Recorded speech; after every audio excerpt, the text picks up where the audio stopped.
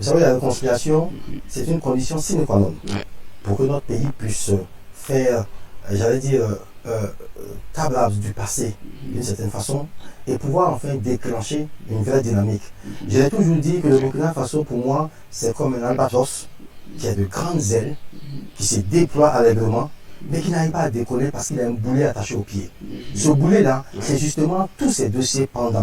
Ce boulet, c'est tout ce qui aujourd'hui, malheureusement, existe et qui n'a jamais été réglé, qui a été chaque fois déplacé et qui continue d'hanter l'esprit des Burkinabés et qui continue d'être un frein à la question même de l'unité de la nation.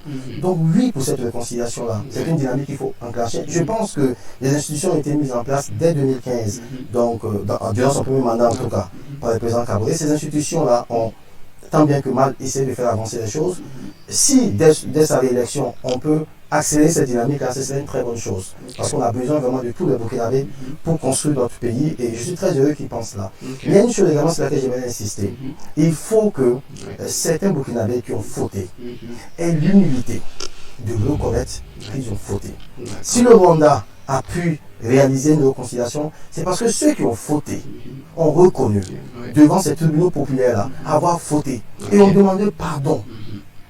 Mais quand des personnes aujourd'hui sont dans le déni, quand des personnes refusent même d'assumer ce qui a failli, n'eût été la particularité du peuple burkinabé, aurait pu se transformer en quelque chose d'horrible.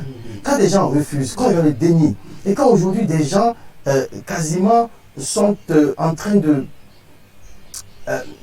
j'allais dire, de raviver les vieux démons, sont en train de raviver les vieilles haines et tout ça, et je pense que c'est pas bon. Il ne faut pas être dans le déni, il faut reconnaître les choses. Celui qui a fauté doit lui-même reconnaître d'abord son erreur et demander pardon pour se faire pardonner. Quand celui qui a fauté, quand le bourreau veut se faire passer pour la victime, on est dans une situation où la réconciliation devient très difficile.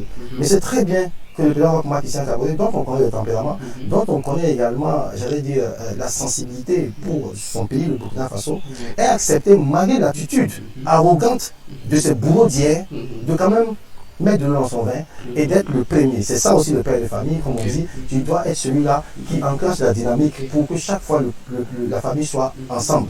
Donc c'est une bonne chose que nous encourageons et dans le sens duquel nous allons l'accompagner, bien entendu. D'accord.